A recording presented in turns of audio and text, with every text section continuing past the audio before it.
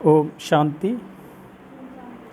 आज 27 जून 2022 के ईश्वरीय महावाक्य सुनते हैं। आज बाबा कहते हैं कि मीठे बच्चे, इस शरीर रूपी रथ पर विराजमान आत्मा रथी है। ये शरीर तुम्हारा रथ है और आत्मा कौन है? एक रथी है। इसलिए रथ और रथी का ये क्या है? जोड़ा है ये। इसीलिए इसे रथी समझकर कर्म करो तो देह अभिमान छूट जाएगा। क्योंकि शरीर रथ है, आत्मा रथी है। तो आप रथी की स्मृति में रह करके कर्म करेंगे तो शरीर का भान टूट जाएगा।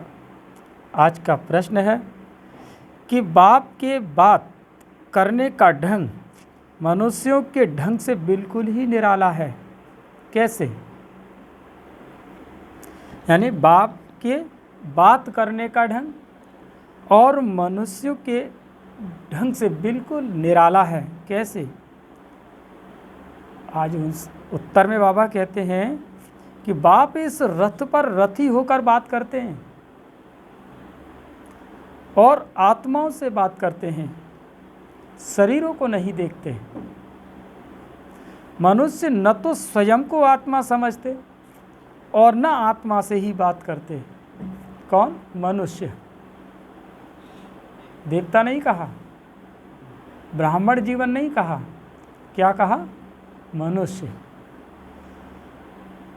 मनुष्य उस कैटेगरी में बाबा ने नाम दिया है जो आत्मा को नहीं जानते। वो दायरा कहते हैं।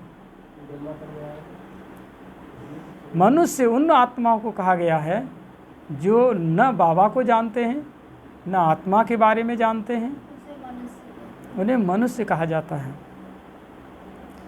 तुम बच्चों को यह अभ्यास करना है कि किसी भी आकारी व साकारी चित्र को देखते भी नहीं देखो, आत्मा को देखो और एक विदेही को याद करो।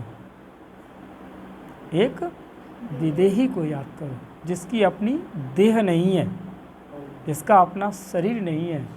वो एक निराकार आत्मा है, परम आत्मा है, गुणों में सिंधु है। गीत तुम्ही हो माता, पिता तुम्ही हो। ओम शांति। बच्चों को ओम शांति का अर्थ तो बिल्कुल सहज समझाया जाता है। हर एक बात सहज है। सहज राजाई प्राप्त करनी है। कहाँ के लिए? सतयुग के लिए। उनको जीवन मुक्ति कहा जाता है। वहाँ रावण के यह भूत होते नहीं। कोई को क्रोध आता है तो कहा जाता है कि तुम्हारे में यह भूत है। योग का अर्थ है अपने को आत्मा समझ परमात्मा को याद करना। मैं आत्मा हूँ, यह मेरा शरीर है। हर एक के शरीर रूपी रथ में आत्मा रथी बैठी हुई है। आत्मा की ताकत से ये रथ चलता है। आत्मा को यह शरीर घड़ी घड़ी लेना और छोड़ना पड़ता है। यह तो बच्चे जानते हैं कि भारत अब दुखधाम है। कुछ समय पहले सुखधाम था। ऑल माइटी गवर्नमेंट थी, क्योंकि ऑल माइटी अथॉरिटी ने भारत में देवताओं के राज्य की स्थापना की। वहाँ एक धर्म था। अब से 5000 वर्ष पहले बरोबर लक्ष्मी और नारायण का राज्य था। वह राज्य स्थापन करने वाला जरूर बाप होगा। बाप से उन्हों को वर्षा मिला होगा। इन्हों की आत्मा ने 84 जन्मों का चक्र लगाया है। भारतवासी ही इन वर्णों में आते हैं। सूत्र वर्ण के बाद सर्वोत्तम ब्राह्मण वर्ण आता है। ब्राह्मण वर्ण माना ब्रह्मा के मुख वंशावली। वह ब्राह्मण है कुख वंशावली। वो कह न सके कि हम ब्रह्मा मुख वंशावली हैं। प्रजापिता ब्रह्मा के जरूर एडॉप्टेड चिल्ड्रन होंगे। बच्चे जानते हैं यह भारत पूज्य था, अब पुजारी है। बाप तो सदा पूज्य है, वह आते जरूर हैं पतितों को पावन बनाने। सतयुग है पावन दुनिया और सतयुग में पतित पावनी गंगा, यह नाम ही नहीं होगा क्योंकि वो है ही पावन दुनिया। सभी पुण्य आत्माएं हैं, कोई पाप आत्मा नहीं। कलयुग में फिर कोई पुण्य आत्मा नहीं, सभी पाप आत्माएं हैं। पुण्य आत्मा पवित्र को कहा जाता है। भारत में ही बहुत दान पुण्य करते हैं। इस समय जब बाप आते हैं तो उनके ऊपर बलि चढ़ते हैं। सन्यासी तो घर बार छोड़ जाते हैं। यहाँ तो कहते हैं बाबा यह सब कुछ आपका है। आपने सतयुग में अथाह धन दिया था, फिर माया ने कौड़ी जैसा बना दिया। अभी यह आत्मा भी पतित हो गई है। तन मन धन सब पतित है।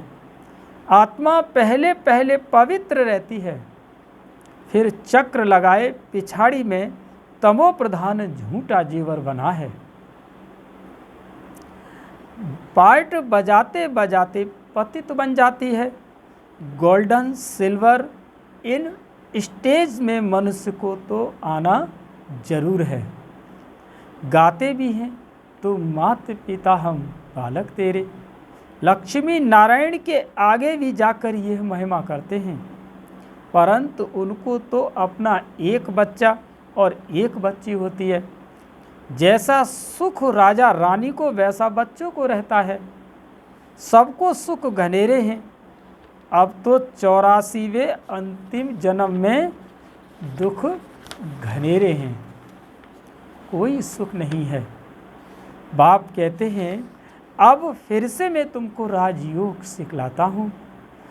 बच्चों को समझाया कि इस रथ में रथी आत्मा बैठा हुआ है।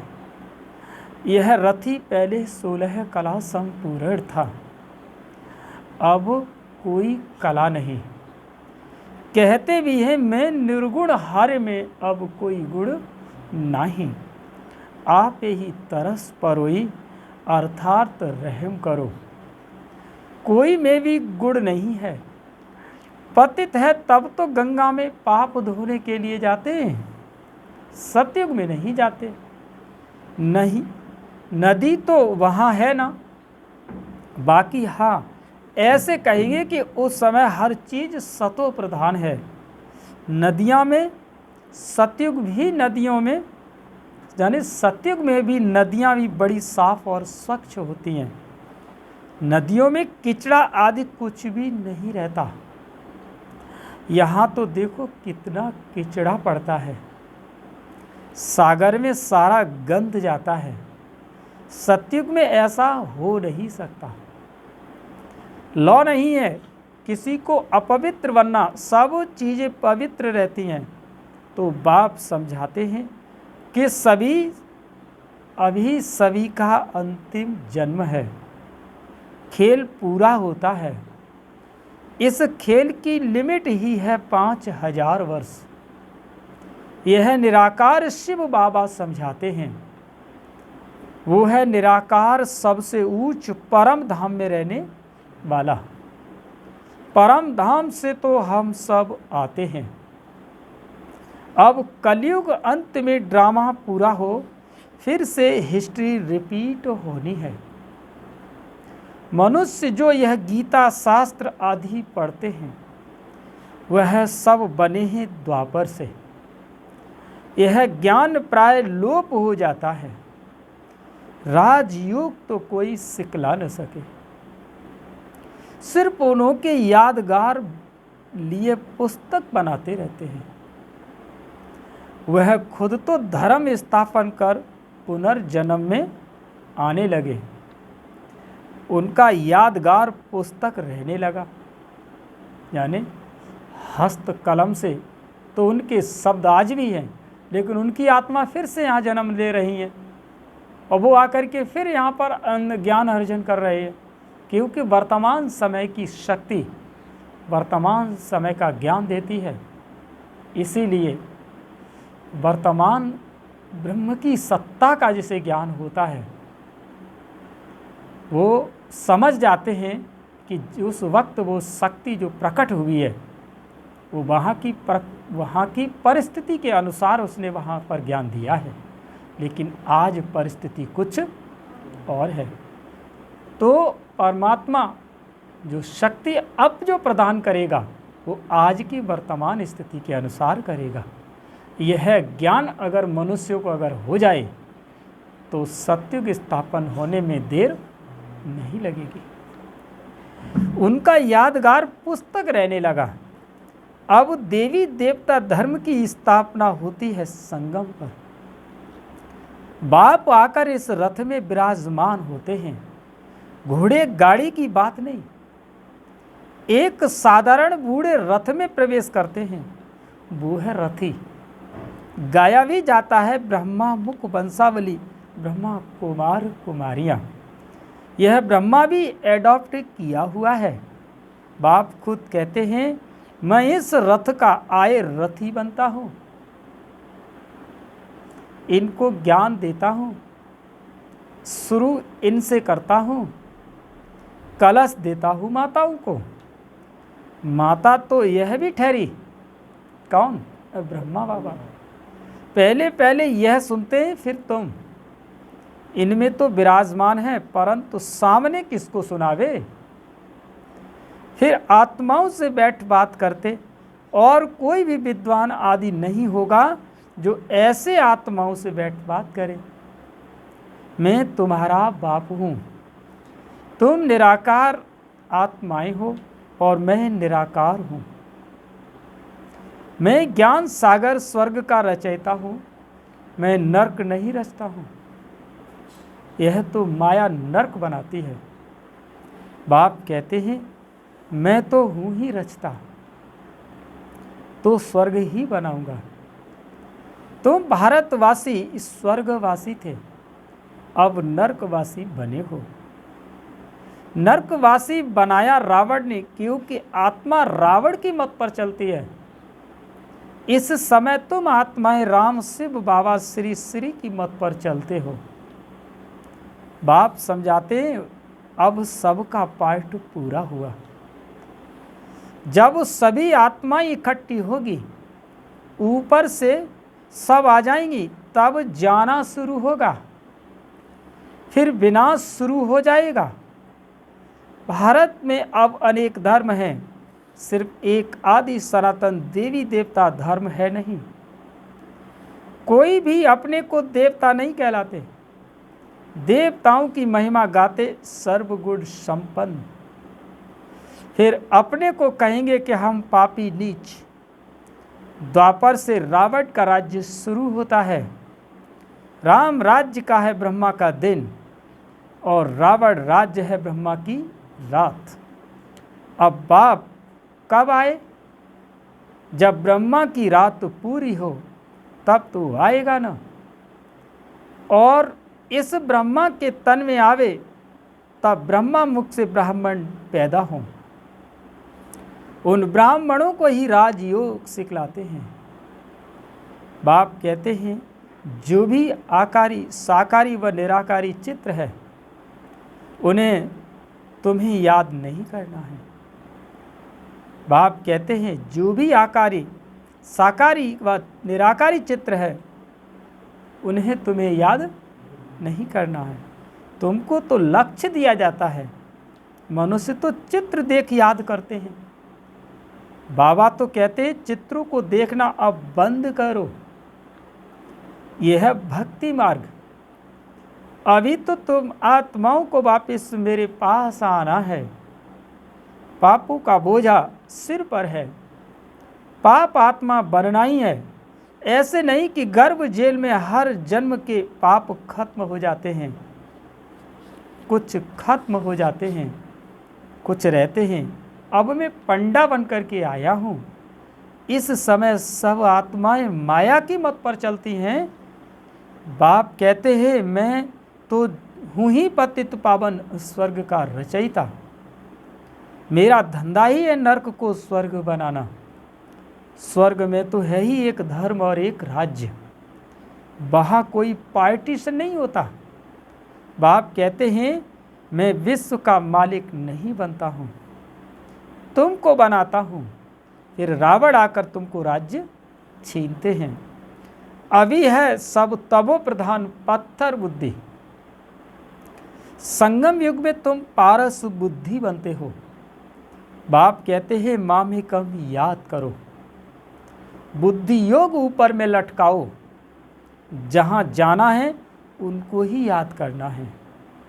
एक बाप दूसरा न कोई, वही सच्चा पातशाह है, सच सुनाने वाला। तो कोई भी चित्र का स्मरण नहीं करना है। यह जो शिव का चित्र है उनका ही ध्यान नहीं करना है, क्योंकि शिव तो ऐसा है नहीं। जैसे हम आत्मा भ्रकुटी के बीच में रहती हैं, वैसे बाबा भी कहते मैं थोड़ी जगह लेकर इस आत्मा के बाजू में बैठ जाता हूँ। रथी बन इनको बैठ ज्ञान देता हूँ। इनकी आत्मा में भी ज्ञान नहीं था। जैसे इनकी आत्मा रथी बोलती है शरीर द्वारा, वैसे भी इन आर्गन्स से बोलता हूँ। नहीं तो कैसे समझाऊं? ब्राह्मण रचने के लिए तो ब्रह्मा जरूर चाहिए। जो ब्रह्मा ही फिर नारायण बनेगा। अभी तुम ब्रह्मा की औलाद हो, फिर सूर्यवंशी से श्री नारायण के घराने में आएंगे। अभी तो बिल्कुल कंगाल बन पड़े हो, लड़ते झगड़ते रहते हैं।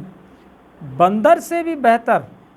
बंदर में 5 विकार बड़े कड़े होते हैं। काम क्रोध सब विकार बंदर में ऐसे होते हैं जो बात मत पूछो। बच्चा मरेगा तो उनकी हड्डियों को भी नहीं छोड़ेगा। मनुष्य भी आजकल ऐसे ऐसे हैं। बच्चा मरा तो 6-8 मास रोते रहेंगे। सतयुग में तो अकाले मृत्यु होती ही नहीं, न कोई रोते पीटते, वहाँ कोई शैतान होता ही नहीं। इस समय बाप तुम बच्चों से बात कर रहे हैं। घरवाल भी संभालो, उसमें रहते हुए ऐसी कमाल करके दिखाओ जो सन्यासी भी न कर सके। यह सतो प्रधान सन्यास परमात्मा ही सिखलाते हैं। कहते ये पुरानी दुनिया अब खत्म होनी है, इसीलिए इससे ममत्व मिटाओ। सभी को वापस जाना है, देह सहित जो भी पुरानी चीज़ें हैं। बाबा कहते हैं देह सहित जो भी पुरानी चीज़ें हैं उन सबको भूल जाओ। मुझे 5 विकार दे दो। अगर अपवित्र बनेंगे तो पवित्र दुनिया में आ नहीं सकेंगे। बाप से प्रतिज्ञा करो इस अंतिम जन्म के लिए, फिर तो पवित्रता कायम हो ही जाएगी। 63 जन्म जो विषय गोते खाते आए, एकदम गंदे बन पड़े। अपने धर्म कर्म को भूल गए हो। हिंदू धर्म कहते रहते हो। बाप कहते हैं क्यों नहीं समझते हो भारत स्वर्ग था, हम ही देवता थे, मैंने तुमको राजयोग सिखलाया। फिर तुम कहते हो कृष्ण ने सिखलाया। क्या कृष्ण सभी का बाप स्वर्ग का रचयिता है? बाप तो है निराकार सभी आत्माओं का बाप। फिर उनके लिए कहते हो सर्वव्यापी। शिव शंकर को भी मिला देते हो। शिव तो है परमात्मा। परमात्मा कहते हैं मैं आता हूँ देवी देवता धर्म स्थापन करने। जो भी धर्म स्थापन करते हैं फिर विष्णु के 2 रूप लक्ष्मी नारायण राज्य करेंगे। जो अभी स्थापन करते हैं वो फिर विष्णु के 2 रूप लक्ष्मी नारायण राज्य करेंगे। विष्णु से ही वैष्णव अक्षर निकला है। आज कल तो सब पाप आत्माएं हैं, वहाँ यह काम कटारी चलाकर एक दो का घात नहीं करते। सचखंड स्थापन करने वाला एक ही सतगुरु है, बाकी सब है डुबाने वाले। संगम और स्वर्ग एक दो के नज़दीक होने के कारण नरक की बात स्वर्ग में ले गए हैं। वास्तव में कंस, रावण आदि सब अभी हैं, वहाँ यह हो नहीं सकते। तो रथ में जो रथी दिखाते हैं, वास्तव में रथ ये है जिसको नंदीगण भागी रथ कहा जाता है। तुम सब अर्जुन हो, तुम्हें कहते हैं कि इस रथ में आया हूँ। युद्ध के मैदान में मैं तुमको माया पर जीत प्राप्त कराने। सतयुग में न रावण होता है न जलाते हैं। अब तो रावण को जलाते ही रहेंगे जब तक विनाश नहीं होगा। कितनी भी आपदाएं आएंगी, दशहरे पर रावण को जरूर जलाएंगे। फिर आखिरी में यह रावण संप्रदाय खल्लास हो जाएगी। सदगति दाता है ही एक, शिव बाबा। मनुष्य मनुष्य की सदगति दे न सके। जब इन देवताओं का राज्य था तो सारे विश्व पर इन्हों का ही राज्य था और धर्म थे ही नहीं। अभी और सब धर्म हैं, देवताओं का धर्म है ही नहीं, जिसकी अब स्थापना हो रही है। देवता धर्म वाले ही आकर शूद्र से ब्राह्मण बनेंगे। अच्छा, मीठे मीठे सिकी लदे बच्चों प्रति माता पिता बाप दादा का याद प्यार और गुड मॉर्निंग। रूहानी बाप की रूहानी बच्चों को नमस्ते। हम सभी रूहानी बच्चों की रूहानी माता पिता बाप दादा को याद प्यार गुड मॉर्निंग, नमस्ते नमस्ते नमस्ते। मुख्य सार है आज का। पहली पॉइंट है कि सत्व प्रधान संन्यास करना है। इस पुरानी दुनिया में रहते इससे ममत्व मिटा देना है। देह सहित जो भी पुरानी चीज़ें हैं उनको भूल जाना है। दूसरा पॉइंट है अपना बुद्धि योग ऊपर लटकाना है। किसी भी चित्र व देहधारी को याद नहीं करना, एक बाप का ही सिमरण करना है। आज का वरदान है कि परमात्मा श्रीमत के आधार पर हर कदम उठाने वाले अविनाशी वर्षे के अधिकारी भव। दोबारा सुने, परमात्मा श्रीमत के आधार पर हर कदम उठाने वाले अविनाशी वर्षे के अधिकारी भव।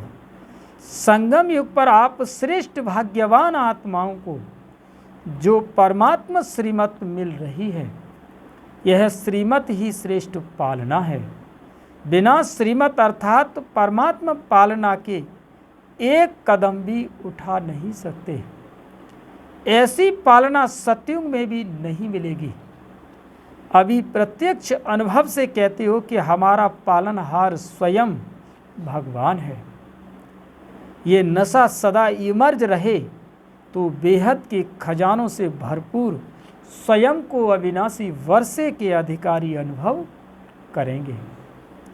आज का स्लोगन है, सपूत बच्चा वो है जो संपूर्ण पवित्र और योगी वन स्नेह का रिटर्न देता है। सपूत बच्चा वो है जो संपूर्ण पवित्र वन और योगी वन स्नेह का रिटर्न देता है। अच्छा, ओम शांति।